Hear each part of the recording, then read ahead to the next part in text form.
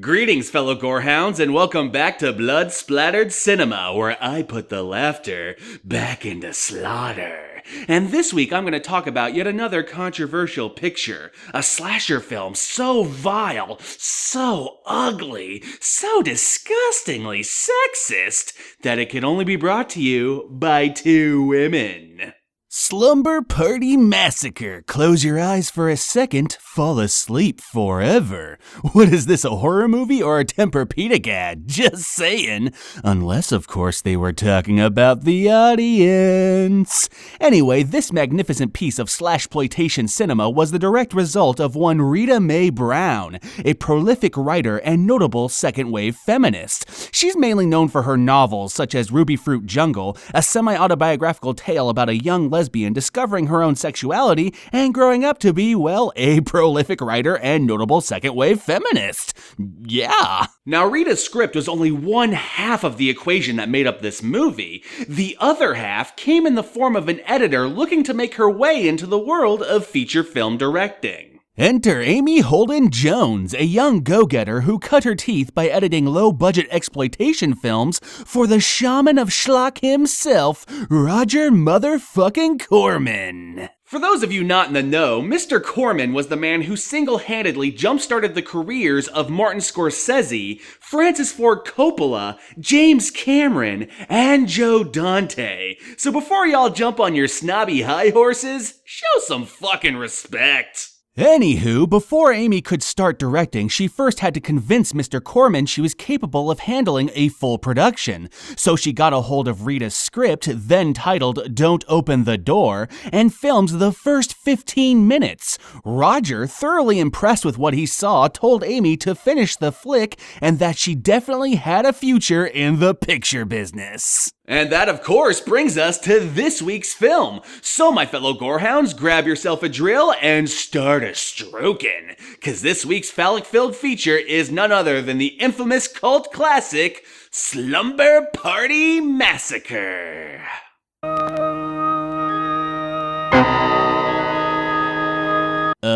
Is that the title sequence we're going with? Okay, you're the boss. And as you can clearly see, this movie was obviously shot in Haddonfield, Illinois, because look at all the palm trees.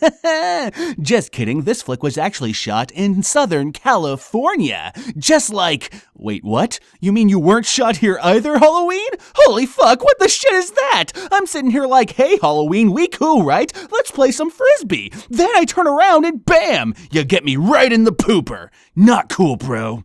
Not cool. Holy shit, the Russians are back! Someone call Swayze!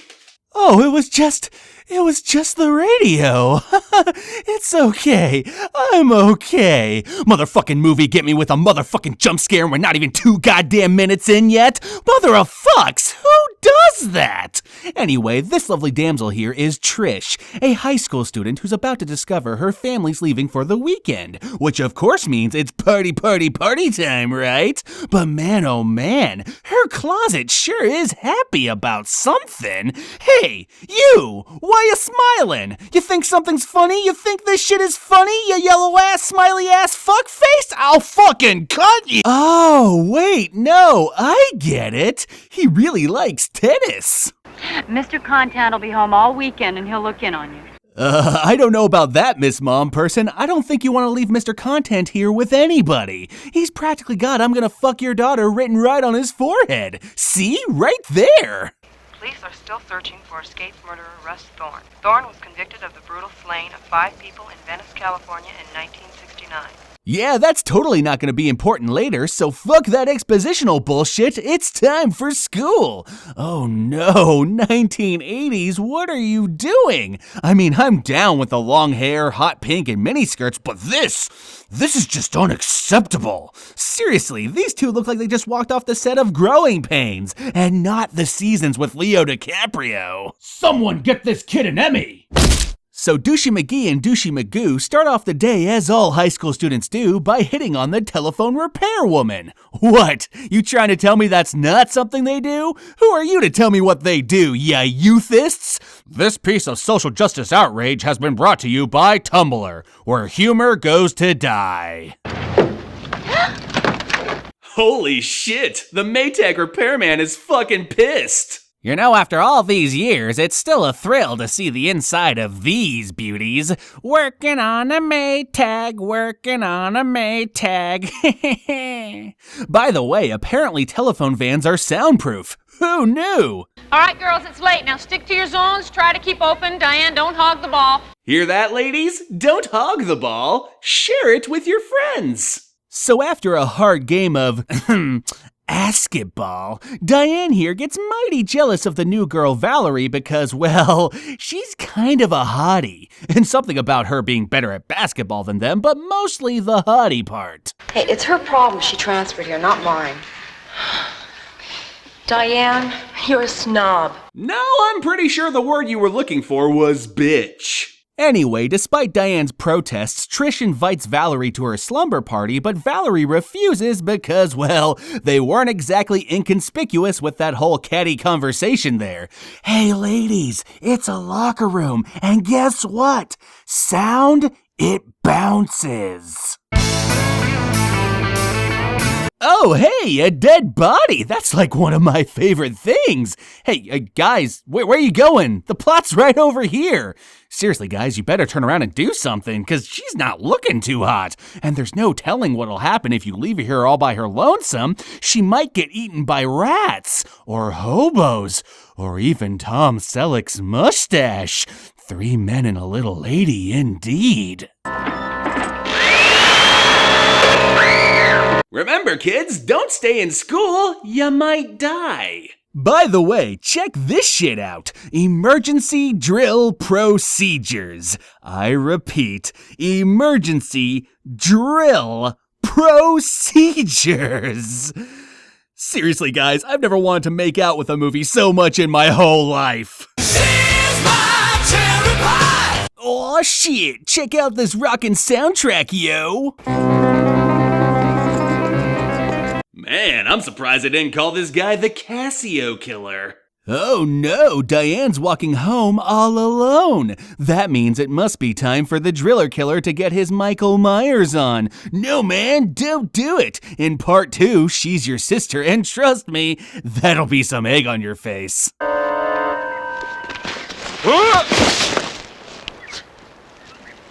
Holy shit. John Minor, what are you doing scaring me to death like that? John Minor? What an unfortunate last name, especially if he runs into Billy Major. Then it'll be the most awkward remake of the Ginger Rogers and Ray Milland classic the world has ever seen. Psh, Ray Milland. More like Ray Bland. Just kidding, Ray. I didn't actually mean it. I fucking love frogs. Back in 1969, our own beach community of Venice, California, was shocked by a string of brutal murders. Next time on Exposition Radio, machetes, good for metaphorical castration or the best? Yeah, that joke's not gonna make sense for another. Spoilers! So the PE teacher from earlier arrives home all ready to get out of that nasty uniform when suddenly, uh-oh, what's that, Spidey? You got a tingle pingle in your dingle spangle? Well, isn't that cute? But it's fucking wrong, dude. You might want to get that shit checked out by a doctor or something. I don't know, might be infected. Oh, hi, Rachel. What are you doing? I was just putting in your people. You know, I'm starting to notice something about this supposedly sexist movie. All the jobs typically given to male actors, the gym coach, the telephone repairman, and the carpenter, have all instead been given to women. Huh. It's almost as if this movie's breaking the mold, fighting the system, showing the man up one casting decision at a time. Almost as if it's not as sexist as everyone thinks. Or maybe I'm just an idiot trying to find deeper value in a movie that pads out its running time with sneakers goose-stepping like it's North Korea and they fucking own the place. Yeah, I don't even know why I try either. Oh, baby, you know I didn't mean it. I will always love you. So after a series of scenes that only serve to further pad the running time, the ladies finally arrive at Trish's place so the slumber party can officially commence. Oh yeah, and Mr. Content randomly shows up, having let himself in when Trish wasn't home. And for some reason, he was upstairs. All by himself. where Trish's room is. Creepy. 100% seedless prime bud. Oh, hi, Mr. Content. Let's just say that's not the only thing he sniffed today. Oh. Conveniently next door to the slumber party, Valerie babysits her little sister Courtney, who, in case you couldn't tell, is played by an actress much older than Valerie herself, which makes the fact she's playing an innocent 12-year-old feel about as convincing as a FetLife age player. Yeah, hold on. Some boy. Hello? 7 days. Oh man, I just fucking love the continuity here. Check this shit out. The ladies over here shattering glass in the kitchen, so they go to investigate, only to discover Trish left the stove on, and the teapot cracked from the heat. So what does she do? Immediately pick it up, of course, with her bare hands. I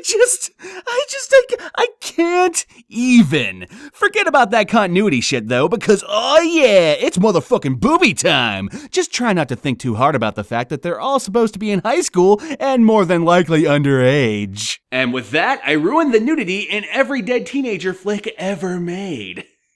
You can all thank me later. Derp face. Hey, guys, you might not want to stand so close because I'm pretty sure you are going to be feeling him any minute now if you catch my drift.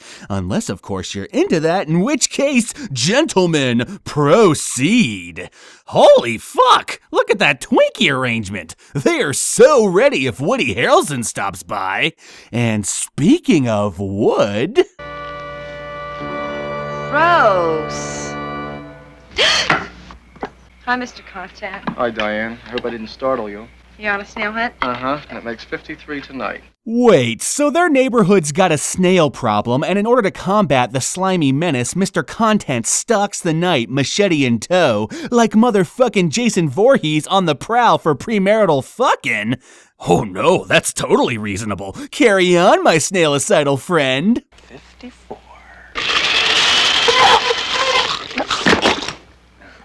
He died doing what he loved.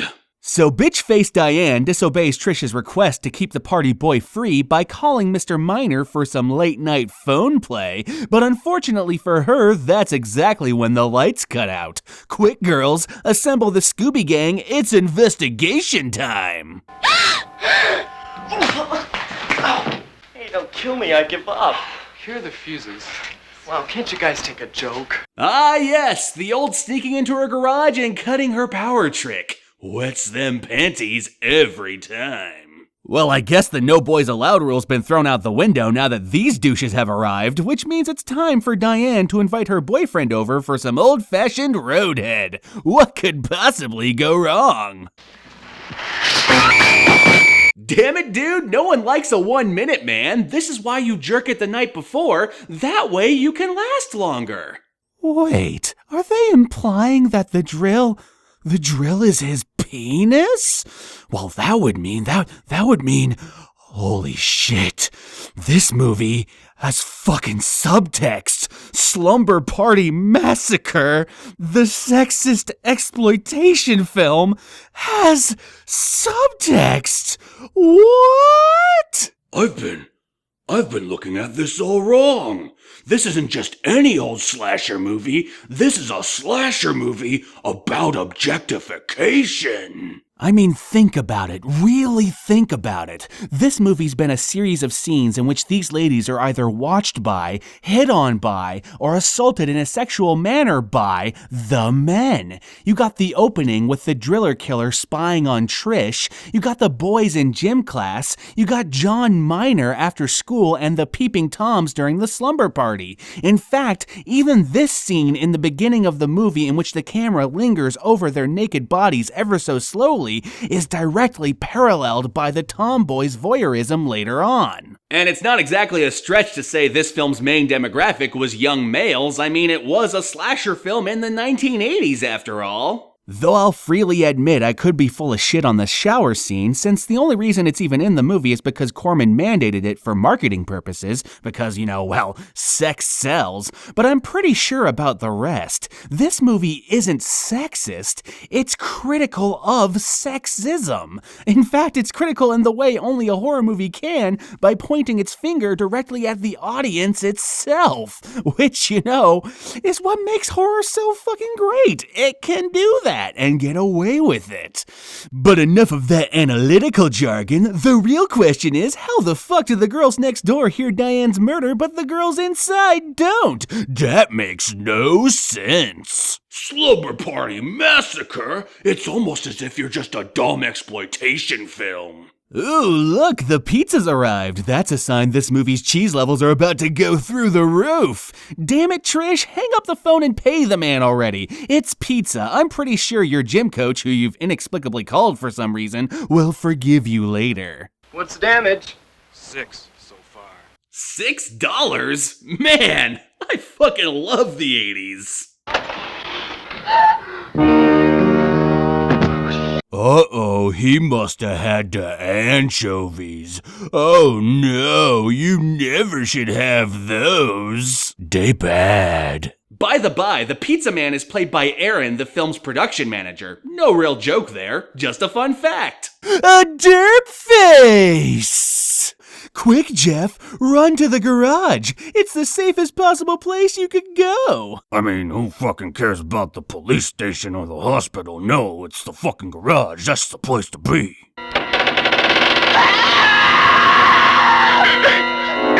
Drilled through the heart, and you're to blame. You gave Jeff a chest pain. Oh, God! Oh, I am not a singer. Ah, well, at least dumbfuck number 2 has the bright sense to run to the neighbor's house, which is definitely an improvement over the garage, I'll give him that. Too bad for him, though, Valerie is way too busy watching some old Corman stock footage to hear him pounding at the door. Also, did I happen to mention that this is a Roger Corman production?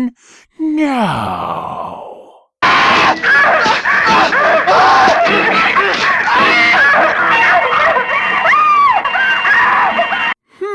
Is it just me, or are the guys getting far more graphic deaths than their girl counterparts are? Psst, talk about reverse sexism. Am I right, fellas?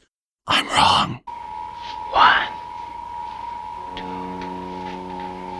2, 3. Ladies and gentlemen, we officially have a killer that keeps an inventory of his kills. I just want you all to bask in that fact for a moment because it's kind of fucking awesome. Anyway, after the dudes bite it, the girls hide upstairs only for Valerie to come a-knockin', but when one of them runs down to answer, they end up with a bad case of... Caw, bang, fuck, I'm dead! Which makes the other two suspicious of Valerie, so they hide upstairs yet again. But it's okay, it's not like the driller killer can sneak up through their window and oh snap, he done did it! Tonight the part of your drill instructor will be played by me! Man, these chicks are putting up a pretty damn good fight. Well, until he kills one of them anyway. So long and thanks for all the weed, Kim. By the way, this chick's name was Kim. I probably should have mentioned that earlier, but oh well. No more time for her though, because the driller killer is about to have an introspective moment. Who is that drill I see staring straight back at me? When will my reflection show who I am inside? Man, I don't fucking know. It sounds like the driller killer sucks at singing as much as I do. I don't fucking know. I'm not a fucking duck. I never have any fun. Just one little beer. Courtney, you're underage. Wait, he stuffed Kim in the fridge? Like grandma's leftover casserole or some shit? When did he have the time to do that? Well, either way, you're all fucked now. Not even Kyle Rayner can save you. And he's part of the Corps. Oh, hey, Coach Lady, or should I say, soon-to-be-dead Coach Lady? But before she bites it, check out her fire poker. Now that's what I call quality American craftsmanship. Please don't do this. I love you. Takes a lot of love for a person to do this. Not sure if rape metaphor or Barney lyrics. I love, you love, we're as happy as can. Wow, this message is so blatant, it's practically drilled into your head. See what I did there? I pontificated. I did it again. Okay, for real, this might be the most satisfying castration scene since Hostel Part 2. No fucking joke, Freud would be proud. And that was Slumber Party Massacre, the most sexist, misogynistic film ever made.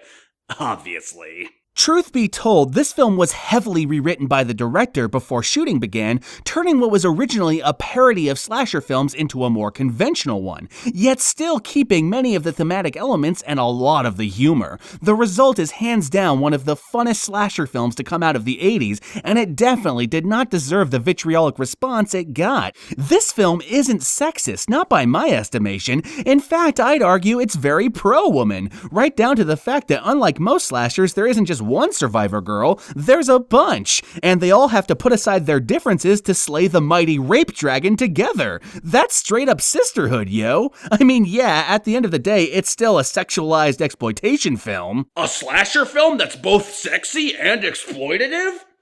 No! But it's a really good one, and one that I would highly recommend to any gorehound, seasoned or otherwise. Man, after all that, I'm fucking hungry. Peace out, fellow gorehounds. I'm gonna go get myself a $6 pizza. He's so cold. Is the pizza?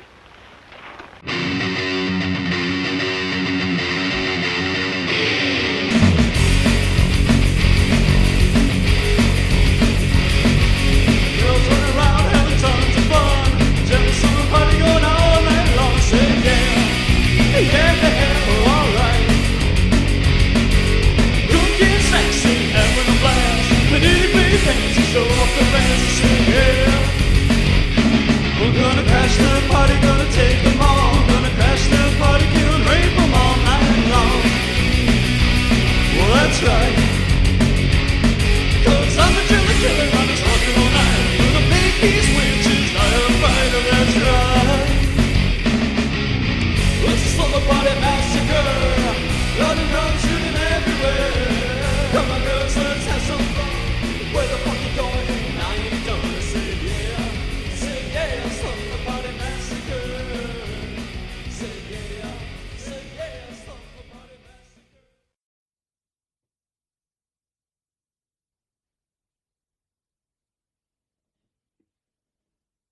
I make terrible life choices.